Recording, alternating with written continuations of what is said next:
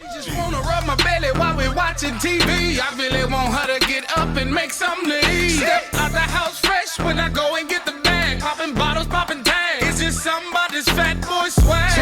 Swag, swag, swag, swag. It's just somebody's fat boy swag.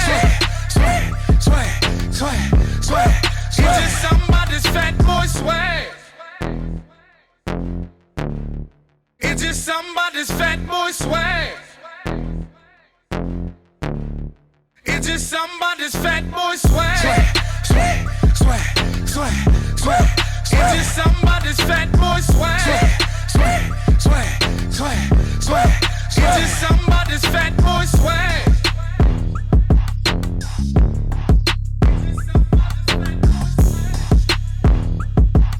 Hey social media fans, it's your boy UgnB. Welcome back to our growing YouTube channel where we drop dope new content every single Thursday. So y'all, I'm really excited that we got my girl, Dr. Nissi Hamilton in the building.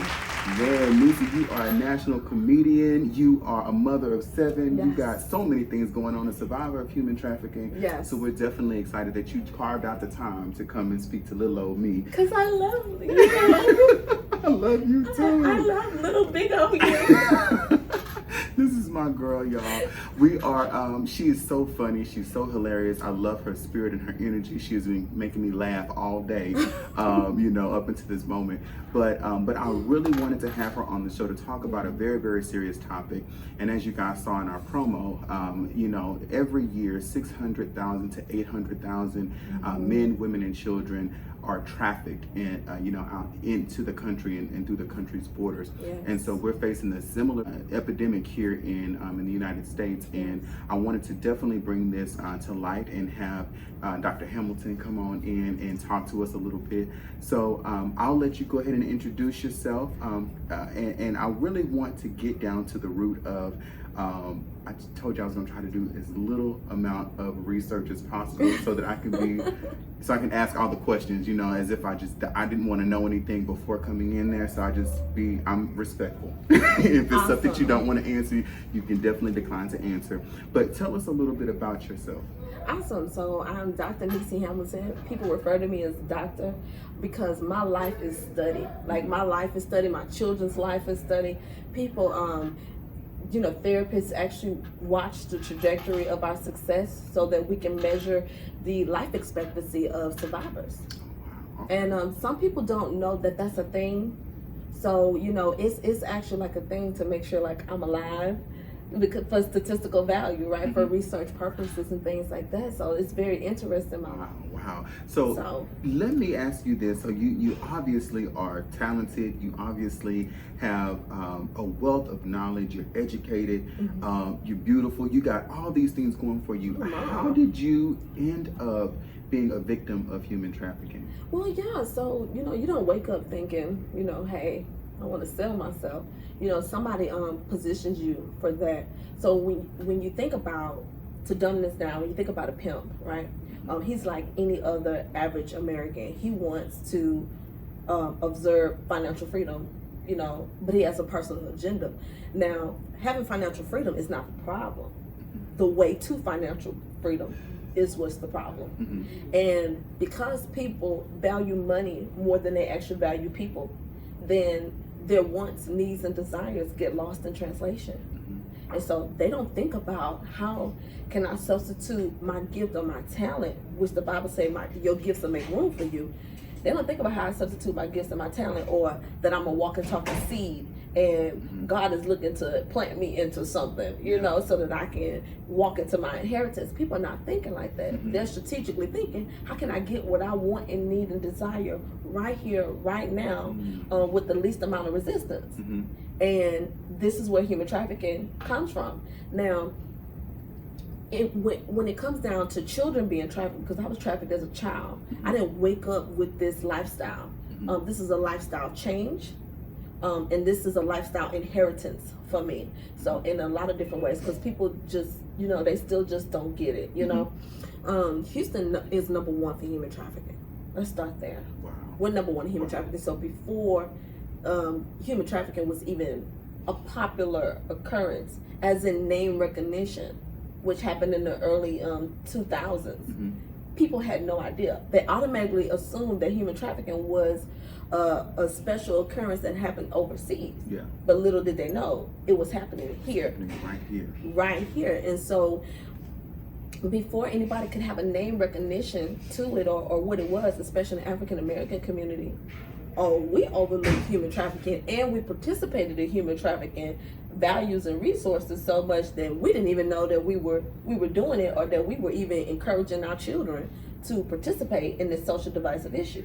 Tell me more about that. How do we get into being a part of something that we don't even know that we're a part of? Oh my God! So several different ways. To first give you my story a little bit. You know, I was 14. I had just aged out of foster care. Now, if you know anything about the foster care system, it does not value the presence of African American children. Okay. So, and I will say this, I don't mind saying this publicly. I've worked for several different attorneys, and this is my evaluation. White children are sold more than black children are. There's more value on white children in foster care than it is African American children. An African American child will be returned to their parent faster than a white child being returned to their parent because of their value to other Caucasian or European family homes and things like that, because European people value family. They value, you know, the consistency of the generations sticking together, and, you know, that's them. But in the African American community, you know, some way, somehow, within the last 20 years, we have lost the concept of family, you know, and the tradition of family. I mean, when we were growing up, we had Family Matters. You know, we had the Cosby's, we had Fresh Prince of Bel-Air. Yeah. You know, we had all of these instances that helped us to reiterate the value of family in the African American home, and we got lost in that translation. And I was emancipated at 14. Now, how that happened, I do not know, still to this day, because it was done without an attorney. I can tell you that. I mean, I would remember if I had an attorney at 14 years old, and things like that, because you're not in a position where you can strategically make that type of decision on your own. Someone has to coach you into actually divorcing your parent. So you were on your own at 14 years old. Yes. Out of the foster care system.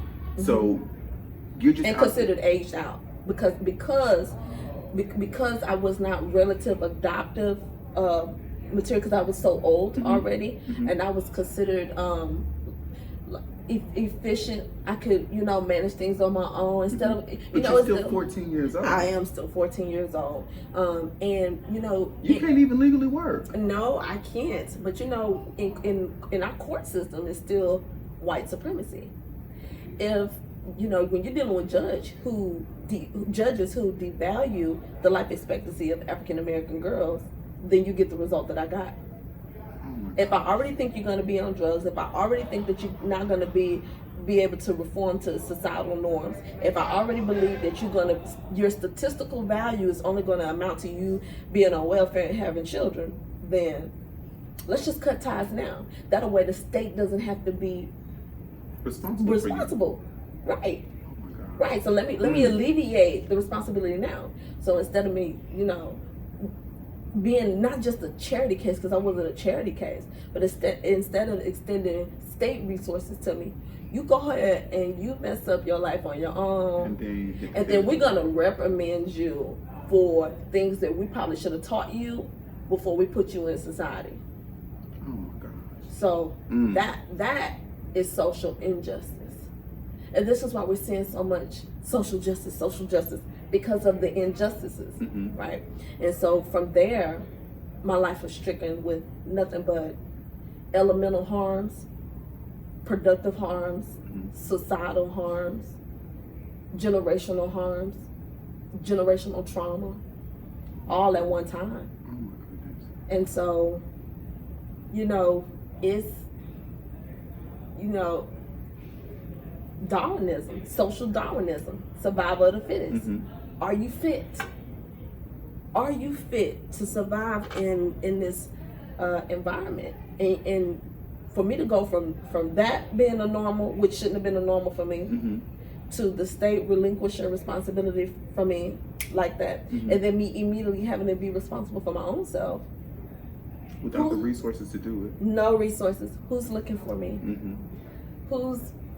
Who's gonna sign me in and out of school? Who's gonna help me understand that I have a value system? Who's gonna teach me those principles that will keep me going? I didn't have any of that. So in between that and living behind Walmart and fending for my life and basically couch surfing at different students' homes, you know, which were predominantly male, you know, it was like, you can't stay here because you might get pregnant. And that's beat in my head. I might get pregnant, so it's like, if I might get pregnant, then I could possibly have a permanent place to stay. So then I end up getting pregnant, and then that turned out to be the worst idea ever, was to actually get pregnant. Because I'm thinking that if I get pregnant, I can have somewhere to stay, right? And this is just me being candid. Wow. I'm thinking this because what's been preached to me is you can't stay here because you might get pregnant. And I'm thinking, okay, well, if I can't get pregnant, then I can stay here. I can stay somewhere, you know, for sure. If not here, somewhere for sure. But not even realizing, I mean, because at that age, at 14, 15 years old, you are still thinking as a child. Absolutely, because I am still a child. So you know, I read, I try not to do as much research as possible, but I read that the ages from 12 to 18 are going to be the ages to where you're most susceptible to becoming engulfed in the human trafficking ring. So you fit that description, right? Absolutely. So what you're describing is the statistic is by the time a child is 18 years old, they will have experienced some type of sexual abuse before 18 years old, over 60% of the population. Oh my gosh. So and I hate to be graphic, you know, I hate to ask all of these questions, but I just have to know, like, I see how you could end up in these different arenas, but then, like, what is that experience like when you found yourself in the position of being human trafficked? Well, once again, back to social Darwinism. You know, you have to have an extremely high AQ to survive an environment like that. It was, to be in a human trafficking environment, it was kosher for me to be there because of what I experienced at home, my family life. My mother was a prostitute. She was a victim of human trafficking as well. She had a pimp. She had a couple pimps, you know. She had a supplier. You know, watching my grandmother, you know, mismanage her relationships and her relationship partners mismanage her as well. It being beat in my head that, you know, I need to be with an older guy, because if I'm with an older guy, then they'll make life better for me. And I wasn't the only person that was taught this. A lot of African American women were taught this. Go be with an older guy. I mean, look at, you know, Anna Nicole Smith. Same thing. You know what I'm saying? Like, that principle, that statistical value, like, it didn't come from nowhere.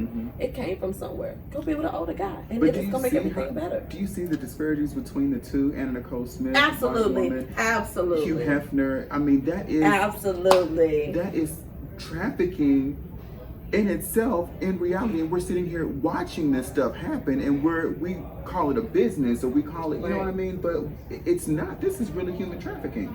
Well, and to stop people that were bringing money to the United States as being classified as criminals, they started making subcultures of criminal activity, so to say. So if you're one guy and you got 2 or 3 women and you're not married to any of us, then you're polyamorous. You see how that works now? You're not trafficking. You're polyamorous. And so you have all of these different instances where people are participating. Oh, I want a threesome. Well, let's look at the elements of human trafficking. The buyer, the seller, the slave. It's 3 components. All you need is 3. So prostitution is an element of human trafficking because women are prostituted through human trafficking, but prostitution is not human trafficking. Prostitution only requires 2 people, the buyer and the seller. That's it. And I teach everybody this so that people can get it out of their minds that, you know, if you see some girl selling her body on the street, that she's automatically being trafficked. That's not true. Some women want to be there, and they're called sex workers. Now, Why they want to be a sex worker, I don't know, but that's their preferential treatment. The problem is the state acknowledging sex work for what it is. See, when you're arrested for prostitution because it's illegal in the state of Texas, then the crime is the equivalent of moral turpitude. That's a problem, and that's a social injustice, because moral turpitude is equivalent to theft, petty theft, burglary, robbery. So if I'm selling something and you're buying something, this is a demand process that's going on, then why am I put in jail for stealing something when someone owes me money? Somebody's indebted to me. Why am I considered stealing? So you want to rehabilitate all of these prostitutes, but you can't, because they're brought in on charges of prostitution, which is equivalent to moral turpitude, which is equivalent to theft. So how am I going to work at Ross? See, oh my goodness. How am I going to work at Marshall? You see how this system is built? Oh my goodness. And so people don't know this side of it. They think it's just human trafficking. No, there's so many different, people are taught human trafficking.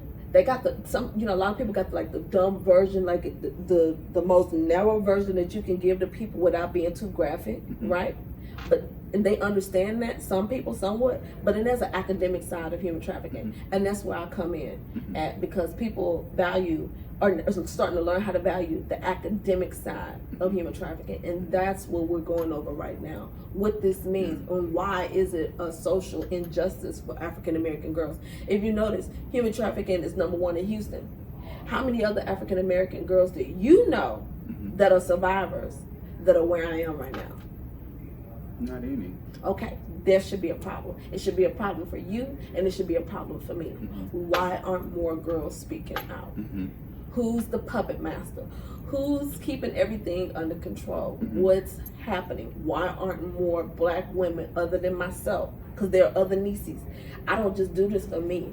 I do this for every girl that's sitting in the house that's trying to survive and that's shutting up because she's afraid the minute somebody find out about her story, she'll be found out. Or the people who did what they did to her or participated, they still alive. And 9 times out of 10, it's a family member.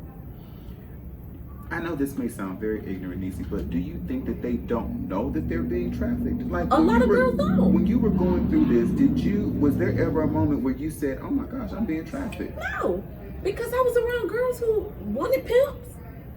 It was a thing to do. I thought I was supposed to go work and turn my money into my pimp, because that was my way of having someone to stay. I thought that's what it was. And I thought that because they went with me to go turn the trick that he picked out.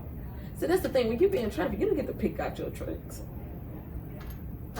Like, you don't get to pick who you want to sleep with, who you don't want to sleep with. Like, whatever they tell you to do, you go do it. If it's money involved, you go do it. You get that money, you bring it back. And at what point did you wake up and say, okay, this is not cool?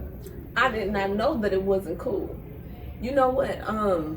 I was talking to my husband about this the other day, and we were going through some of my military paperwork and everything. And I remember I was working at a sex store in Greenspoint Mall, and I was about 18 years old. So by this time, I've been in the game for 4 years.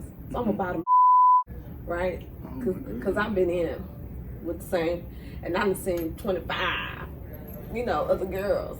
Wow. And I've been there the longest. So, and I got to exercise different independences.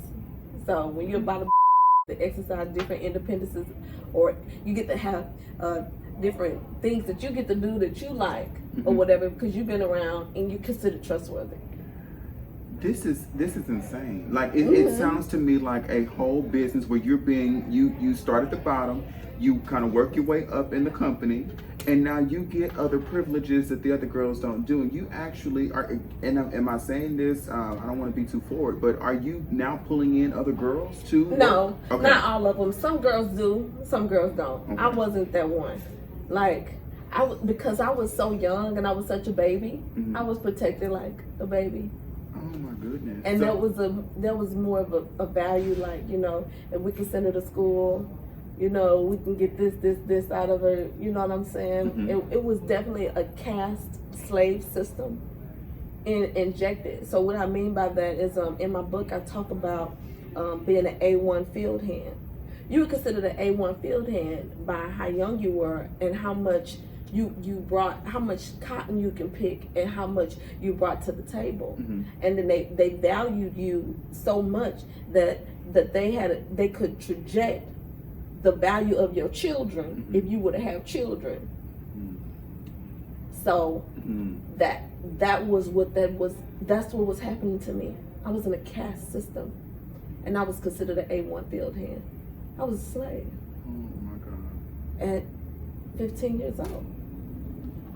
So you fast forward, you're working in this sex shop in Greens Point Mall. What happened there? Not only am I working in the sex shop, I'm in beauty school. So most of the time, you know, the girls in the industry, you're gonna find them, you know, hair, nails, makeup, something to that nature. Anything that requires beautifying, because we constantly have to stay pretty all the time. You know, because we gotta make money. Like, this is how we make our money. So, you know, it was a trade. It wasn't too off kilter. It didn't scare anybody. So I was like, sure, go. And I went thinking, hey, I can go to school because this is me, you know, bettering myself and everything. I was going to school and, you know, dude is getting my financial aid. So I'm just like, you are bringing in more cash with different trades. So I mean, you're right. And so I didn't have to work as much at night.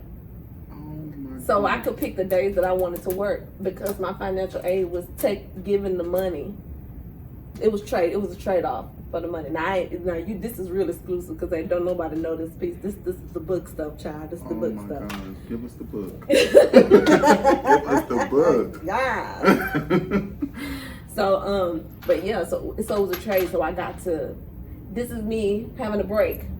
Well, one day I was like, I would go to Greensboro Mall super early in the morning, and the recruiter, his name goes, he was like, you know, you always come here so early before the stores are even open. He's like, why are you here so early? And I was like, well, if I go home and sleep, you know, I won't wake up in time. So I literally could not go home to go to sleep. So some days I would have like 24-hour shifts where I would get up and go to school that morning. Okay.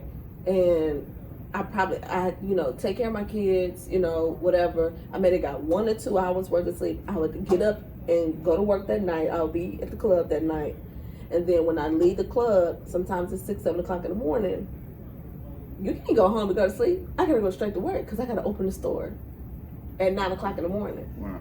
So I'm tired, not tired. How many clients, I should say, would you have in a night? It all depends on what was happening that week or what was happening that month. You know, Super Bowl months or leading up to Super Bowl. Woo. I can tell you this, justifully, I've slept with over about 6,000 people. 6,000 people. Mm-hmm. How do you keep count? I mean, how would you even? You don't. I mean, when you think about it, you know, 5 to 10 people a night, 7 days a week, 4 weeks in a month, 12 months in a year. Wow. And this shit is adding up. I mean, this shit is adding up already because I was literally just trying to count my mind. I was like, hold on, let me think about that. Oh.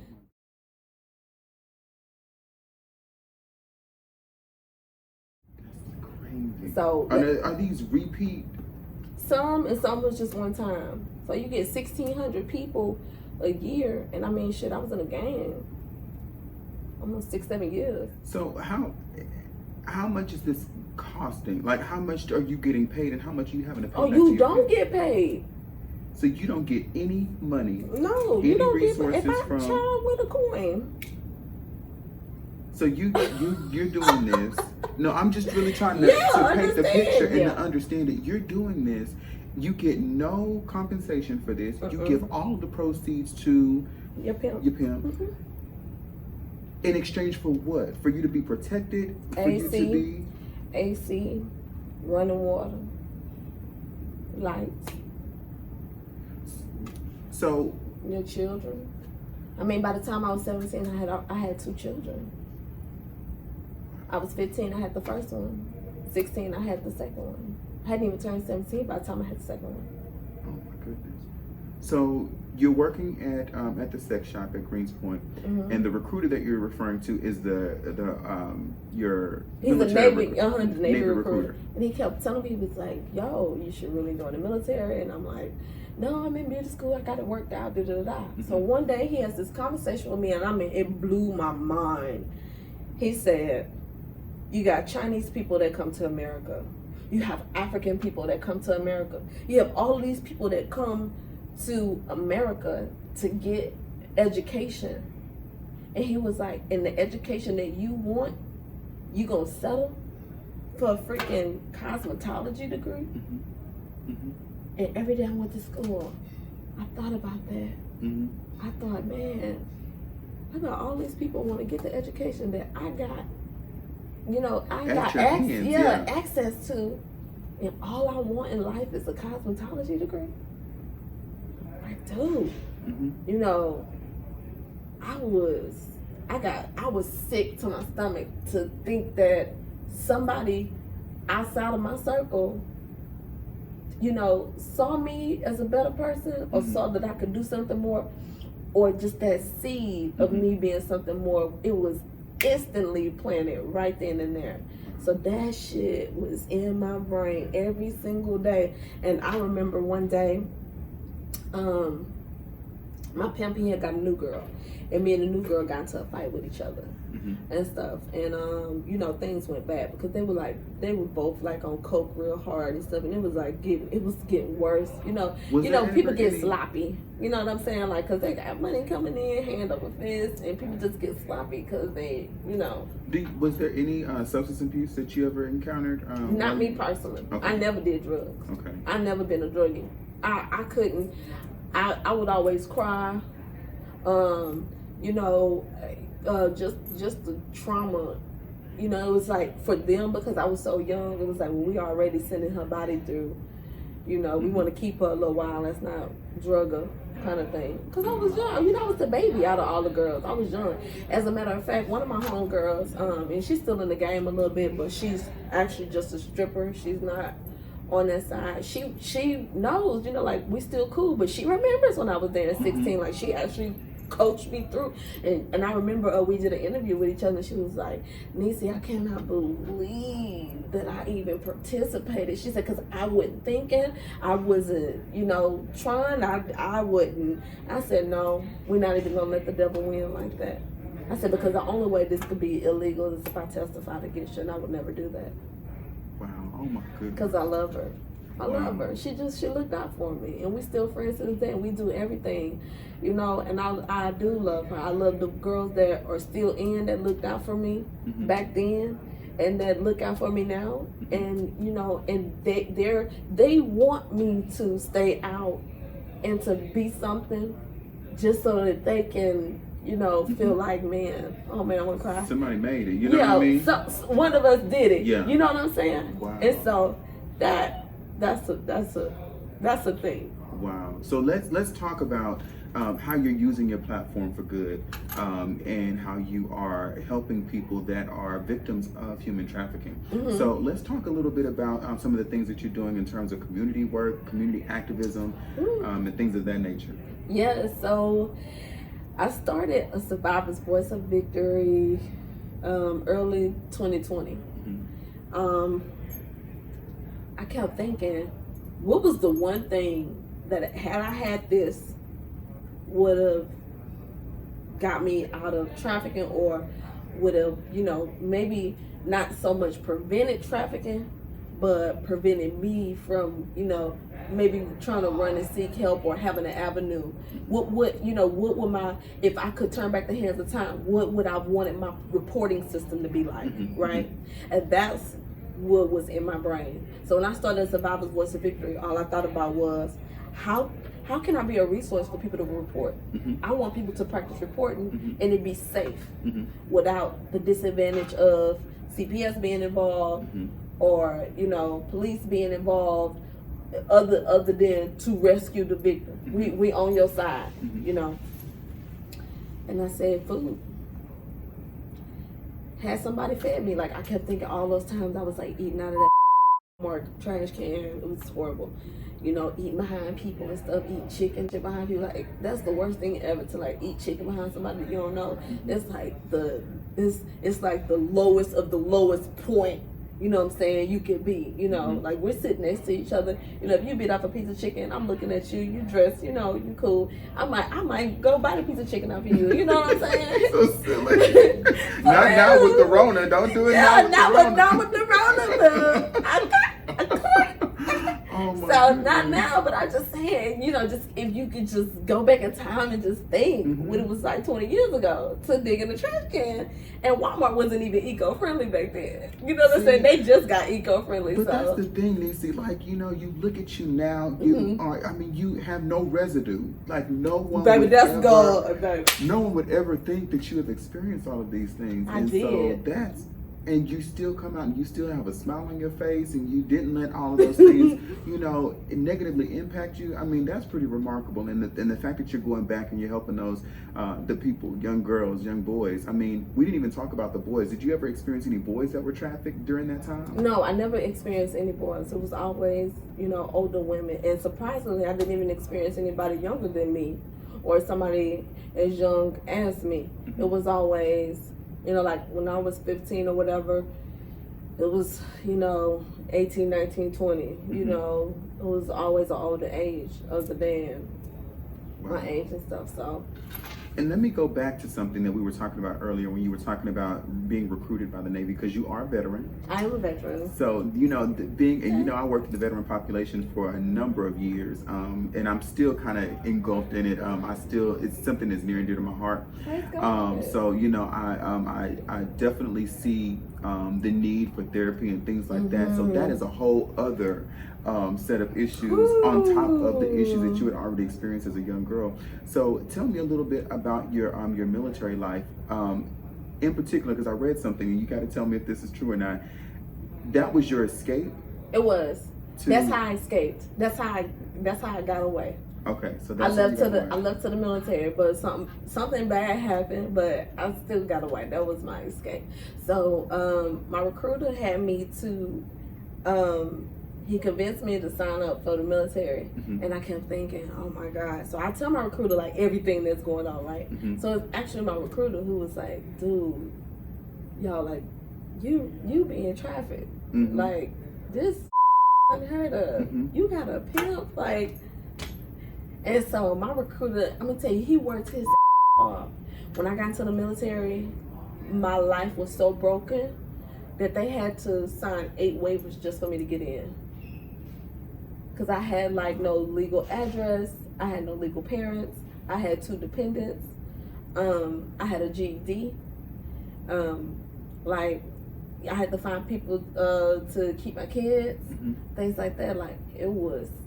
So you find your escape. You Yes. get into the Navy. I get in. How long did you serve? 8 years. 8 years. Yeah, but before I went, you know, my recruiters are the best. They were like, all this shit, you know, it's a secret. You can never, ever, ever, ever, ever talk about it again. So while I'm in the back of my mind, I'm like, I can never, ever, ever, I can never, ever, ever say so. You know, and now that I'm out, I'm saying everything. So I know people were like, man, you know, where did DC come from? Why are we just not hearing about this? I didn't get out the military until 2014 and stuff. And so finally, when I was able to put, you know, my words together, and I was able to translate my experiences academically without, you know, hitting people with the and then he and then let me tell you about the time he you know, because, you know, to be honest with you, when people put us on stage of, you know, our color on stage on platforms, they automatically think that we have a type of vernacular that's gonna be transcribed in our experiences, and that's not true. So I'm gonna just say this about me being in the space of human trafficking: I don't get to mess up. I get one time to do this right. You know, so every day I'm talking about human trafficking. People are like, oh, why do you talk about it so much? And we know, I'm like, dude, y'all didn't say nothing to Drake. And then when he came out with his album, y'all didn't say why he making so many songs. You know what I'm saying? Like, you ain't say nothing to Cardi B. You know what I'm saying? You ain't say nothing to Meg. Shout out to Meg. That's my boo. Hey, Meg. Shout out, boo. Meg. Okay. Do you know Meg personally? Of course I do. Oh, my goodness. Guys, so when I started out in comedy, her mom, Hollywood, and I were like this. I love Hollywood. Yeah, so I met Hollywood through another one of our friends. And then they were cool with a guy who is, I guess you can kind of say Cool was semi-managing me. Like, Cool Gente, shout out to him. Cool really put me on and stuff. And I became like one of the first female headliners under his genre, right? And so when I headlined, like my life completely changed. And I was able to move around and maneuver in different directions. And Cool really lent his platform to make sure that, you know, if somebody had a chance, it was going to be one of our own. And so Meg, which I got pictures, I'll send them to you. Meg used to model her mom's her attire. Yeah, her attire. And I was a model too. So I got pictures. I will give them to you. Seen you. Of course you have. And just didn't know who and you didn't were. know who I was. Because you know, Meg and them are all from here. You know, yeah, of course. Yeah, Megan graduated from Glenda Dawson High School. Okay, come through. Yeah, come on, man. With the TSU. Yes, come on, man. Come on, man. Come on over to the UgnB show. All right. Yes, come on, boo. We need you out here. Give us some of that love. Yes, Megan is doing so good, man. Like, oh my goodness. I'm very proud of her, and to know that she comes from a background, you know, she lost her mom and all that. Yes, she did. I called her. That's the last time I talked to Meg. I called her today after the funeral because I didn't know that the funeral had even happened. You know, I was seeing all these RIPs, and I was like, "There's no way," because me and Hollywood, I was Hollywood's prayer warrior. You know how you have intercessors that pray. I prayed for Meg. I prayed for Hollywood. Like this, you know, it was like, I'm telling you, when Meg would be on the top of the roof doing her videos with the cars and the guys and stuff, she would send me videos and she would be like, look at our baby, look at our baby. I was like, that's right, go, boo, go. She was like, pray that our baby go get her. I said, okay, I'm gonna pray, girl, you know. And it was just so interesting. So to see her where she is now, I'm very happy. Yeah, that's her story, and she's exactly where her mother would have wanted her. Yes, all day, hands down. And so looking at that now and looking at who I am, I'm just like, man, God, if you could do that, I know you about to come through dripping for your boo. You know, we can't just allow one ethnicity of people to speak about this issue. You know, you don't own this problem. Nobody owns a problem. But together we can manage this conflict, and then to manage it better, we need to understand all sides. I need to know how human trafficking affects Asians, because it affects Asians a lot, and it hurts a lot, even with you know, the forced marriages and things like that. I need to know how it affects Nigerian, Nigerian culture. Absolutely. Ooh, that's a whole nother topic. Woo. That's a whole other topic. You got people praying to different altars. I even talk about, you know, it being witchcraft and just that whole occult of, you know, demonic covenants that are being made with demonic princes and things like that. Like, this is a whole thing, and this is a ministry for me. Like, this is my life. I can't never just say, I can't wake up and be like, God, you know what, I don't feel like doing human trafficking today. So, you know, and he like, no, I will sit you down and raise somebody else up, you know. Might not take me as long, you know, as I did with you, but boo, we gonna get there. So I would never do that to the Father. Once he raises up a deliverer, I mean, it just is what it is. You the deliverer, you just go with it. And whenever God is doing something great, he always stamp his name on it. My name is Nissi, like Nissi. So Jehovah Nissi means God is my banner. So every time people call on my name, you asking for the Father, you asking for the presence of the Lord to come out of me and for him to respond to the issue. So he's responding. He's there every single time. So I love it. Crazy, Nissi, he don't have no respect of person. No respect of person. He will use hoes. I I tell you, she keep it real. Oh my goodness. He will use her. He will use anybody to get his word across. That is right. But you have to be cognizant of what he's doing and how he's working through you. You know what I mean? Absolutely. And one thing the Lord loves is praise. Yes. He want people to know. You know, Revelations 12:11 says that we overcome the enemy by the power, by our testimony, telling our testimony, the power of our testimony, by the blood of the Lamb, and not loving our lives unto death. You gotta, when you find out you become a change agent, you gotta do this to the death of you. Like we done gave a whole Bible lesson today on the UgnB show. We sure broke it down in Nissi style. Yes, Nissi style, the Nissi's way. The Nissi's way. We actually have our incorporated organization as the Nissi's way. Oh my goodness, see, already. Good play on words. And I just love it because the way I talk about the word, it make people want to go back and read like, ooh, you know, what was going on. Yes. So it's just but Elijah, it was Elijah. The Bible says he was translated. Dude, I go back, I be like, oh, that's me right there. I'm trying to be Charles. I'm trying to be translated right there. So you gotta be translated. You gotta make yourself happy with the word of God. And in order to be a king's kid, and I mean to really be a king's kid, you have to be an overcomer. Don't sign up to be a king's kid if you're not ready to be an overcomer. If you see somebody that's wholly blessed, trust me, they got a testimony that go just intended with that blessing that they have. You know, I don't wish what I went through on any young girl. I know that there are young girls going through it, but the time, the technique, the amount of study, I have enough stuff for me to get a law degree. Like, it's tough. And what I did, not just for me, because my children were a part of my experience, and 2 of my children are also victims of human trafficking because I birthed them through my human trafficking experience. Wow. And you know what? You were talking about your mother and things like that, and it's generational. It is generational. Human trafficking is generational. It is just no ifs, ands, buts about it. Every piece of literature that I am putting out and the literature that I have studied, it is what it is. Every story that I've heard from every other girl that has given me a testimonial, it always started with the mother. It was the grandmother. It was somebody. So what I want to say to every girl that feels like you're the black sheep of the family, you know, always remember, it ran through the family until it ran into you. Make sure it stops with you. And that's the thing. That's the reason why this is so powerful. Because when it ran into me, I had to take it head on. And that became my fight. And let me tell you something, God don't kill people that he put up for the fight.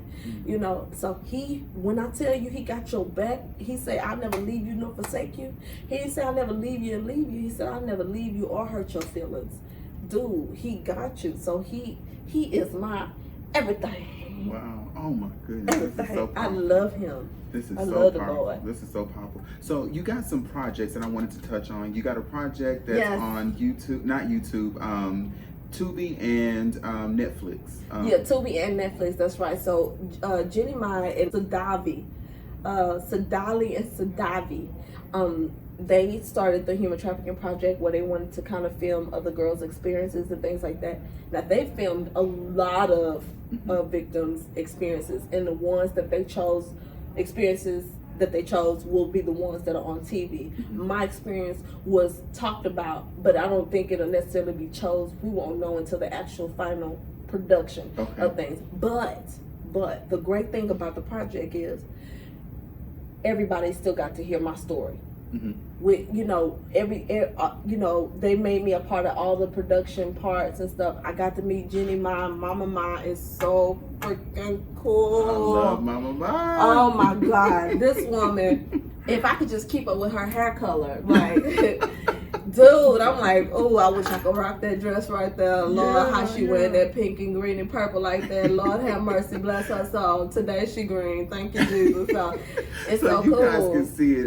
You guys see Jenny Mai on the daytime television talk show, The Real. So shout out to Jenny Mai and Mama Mai as well. So, yes, we love you, Jenny. And Jenny, I love you, and Jenny did. She put my picture on her Instagram, and you know, she's such a sweet person. I've been rocking with Jeannie since she was doing the makeover shows, like the home makeover shows and things like that. Yeah, so she been doing some is good stuff. amazing. And you know, my mom stays here in Houston. I did not know that. Yeah, she's here. So it's when she come home, I'm like, okay, she home. That's family. And Jenny loved talking to me too, because she be talking about some, Nissi, what is that accent? I'm like, what accent? So I guess when I'm around her, I talk real country, because I'm like, you ever see somebody that just like love somebody, you know, like I be kind of I don't be starstruck, but I be like star love. I'm gonna call it star love. It's like, I'll be like, hey Jenny, how you doing? You know, so I get real thick and country up and down. So she loves it. So she looks for me when she comes to Houston. She's like, where's Nissi? I'm like, I'm here. Oh my goodness. Well, the next time she come to Houston, you hit me up so we can all just sit up there and keep, you know what I mean? That's what I'm saying. We love you, Jenny. Oh, we do love you, Jenny. But yeah, so is there anything else that you want to share with our audience today that you haven't gotten a chance to share? I will say this. Since COVID and its inception for the entire 2020, human trafficking online solicitation has gone up 93%. Wow. 93%. And it's affecting our children. I cannot tell you how many girls that I've had to locate on OnlyFans that are high school students and participating in pornography. I cannot tell you how many young men I've talked to about pornography and helping them understand its correlation with human trafficking and its correlation with domestic violence as well in our African American boys. Because when African American boys are watching pornography, this is their first relationship sexually. And it's not healthy. And it's not healthy, and they're translated in their everyday life. Right. And so if it's kicking, biting, punching, spitting, slapping in porn, then that's the expectation in a real relationship. And they don't know that that's not something an average girl wants, you know, and it ends up becoming, you know, domestic violence because they want what they see.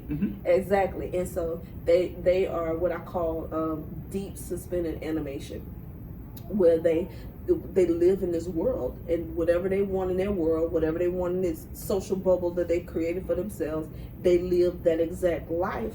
And that's the whole reason, you know, watching porn requires you to masturbate and have this world and things like that. And then when it comes down to their real world and trying to translate those same feelings and emotions that you may have calibrated by yourself, you can't do it with another person because you have some certain fears. You know, you don't want to tell everybody that, you know, what's weird and quirky about your sexual desires, you know, things like that, you know, you don't want. And so it ends up turning into anger.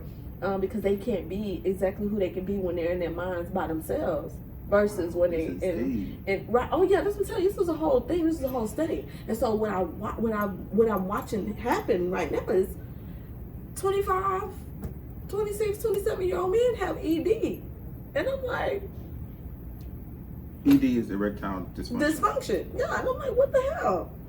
And it's because of the maturation of pornography and masturbation in their deep suspended animated life. Wow. So you're just saying excessive masturbation? Oh, excessive, yeah. Excessive. And so, which is, you know, and the Bible is against this. You know, this is the whole reason why, you know, Tamar had to sleep with her father-in-law. Because, you know, dude spitting his seed on the ground, and what God say, you know, dude, don't do that. You know, clearly you done pissed the Lord off. You know what I'm saying? It's like, if God give me a warning sign, I'm like, thank you, okay, not doing that anymore. Dude was like, shoot, bam, okay. Oh my goodness. Thank you, I told Lord. y'all, viewer discretion is advised. We keep it real here on the UgnB show. Oh my goodness. And, you know, and God was like, okay, to hell with it. Dad, you know, like, I ain't got time. I'm gonna kill you and keep it pushing, you know. But he promised her a lineage, you know, and that's what ended up happening and things like that. So that, you know, with this ministry, things like that is studied. I have to study stuff like that because I have to give an explanation. I'm responsible for the message because now I'm the messenger. I'm responsible for making sure people get delivered by his word and make sure they have a clear understanding about his covenant, that this ain't just no contractual agreement. This ain't something you can just break. This is a covenant. And when people get serious about the Father's covenant, then they'll understand that he was serious about you from the beginning. This is why he said, I knew you when you was in your mother's womb. That means that for every dilemma, for every problem that earth inquired on itself, when he created you, he already had the solution in you before you got here. You became this. There will never be another you ever in this entire world. So God needs you to be everything it is he created you to be, and he wants to give you everything that you desire. Just make sure that your covenant with the Father, that's procured first. That's why he says, seek ye first the kingdom of God. And all these things will be added unto you. And this is the reason why my gift is making room for me. He said, I set your feet in a large place. Wow. It's what you do with the information. It's how you, I feel the Holy Ghost right now. I ain't gonna hit him. I ain't gonna hit him. Come on, let him hit it. Let it come. Come through, Baba. Thank God. You know, he will do that for you. So this isn't just about human trafficking, you know. And I love the UgnB show. I've been following. Shout out to Mother Gail, Pastor Jean Johnson. You know, UG and I, we've been brothers and sisters for some time, and so we want to make sure that there's healing also, and that you guys have access, you know, to that type of healing, to the type of information that makes me whole, so that you don't be walking around here feeling like you crazy. Like there's a hood side to God. Don't be thinking that he don't know. Okay. Man, I love you so much, Nissi. And you know, we love having you on the show. We're gonna have to do another sit down. Oh my God. We're gonna have to have another sit down. You know, I've been trying to get you on this show forever. Yeah, I know. Since 2020. I've been like, come on, Nissi, come on, do this show. He's like, hey, we're gonna see. So yeah, she was very, very busy. So I'm just thankful that you had the opportunity to come in and just you know, kick it with me, and you know, just have this candid conversation, because I think that it needs to be said. You know, something that I wanted to do different on this season of the UgnB show is to have more of these kind of candid conversations. Yes. And you know, I do a lot of stuff with the entertainment industry. I do like the movies and the music and all that kind of stuff. But this is something that we definitely need to bring home. So I definitely appreciate you for coming out today. Absolutely. Yeah. I love it. And then just shout out to my wonderful husband who dressed me this morning. So thank you. Shout out to Executive Chef Kenneth Hamilton, and to my number one fans out there, Crime Stoppers Houston. I love you so much, and I'm so happy for the dedicated work that you have assisted me in with the Survivor's Voice of Victory. This night we had a food pantry, also give out child safety kits for parents, so that in case that you experience an abduction with your child, everything it is that you need in that kit, you already have it, and all you have to do is do the work so that the police don't have to do the work for you. And so we need more tools than just, you know, teeth identification markers and things like that. So we have fingerprints in there and other questions that you have to answer as a parent, so that in case, you know, we end up having to look for your kid, we'll already be prepared. We'll know some key places where to look for and things like that, and some key relatives. So I'm very proud of the child safety kit, and thank you guys so much. Awesome. Now, are we able to contact Crime Stoppers Houston if we do, if we suspect that someone could be a victim of human Absolutely. trafficking? Please do. I work with Crime Stoppers Houston. They are doing a phenomenal job. They are 501c3, so please, if you feel the need to donate to me or to donate to Crime Stoppers, you can. Crime Stoppers is, like I said, a 501c3, so you can donate to them. Just go on the website, crimestoppershouston.org, and donate for human trafficking purposes. And you can, you know, make sure you leave a memo, let them know. If you want to donate to me, we do our stuff on Cash App, $ Nissi Hamilton, and it goes to the food drive to assist in the food pantry and things like that, from the rental of the truck to the picking up the food to actually getting volunteers out there to distribute the food. We feed about 200 families every Wednesday, so we'll be out there this Wednesday doing our thing, and it helps us to get more child safety kits so we can get them out to our parents. So that's very exciting. Awesome. Thank you so much, Nissi. Well, you guys heard it here first on the UgnB platform, where we drop dope new content every single Thursday on our growing YouTube channel. It has been a pleasure to have Miss Nissi Hamilton on our show today. And if you have not done so already, I really need you to go ahead and hit that subscribe button and make sure that you hit that bell notification so you don't miss another episode. Y'all know what to do. Get on over to my channel and hit that subscribe button and ring that bell, all right? We love y'all for watching. Peace. It's just somebody's fat boy swag. It's just somebody's fat boy swag. It's just somebody's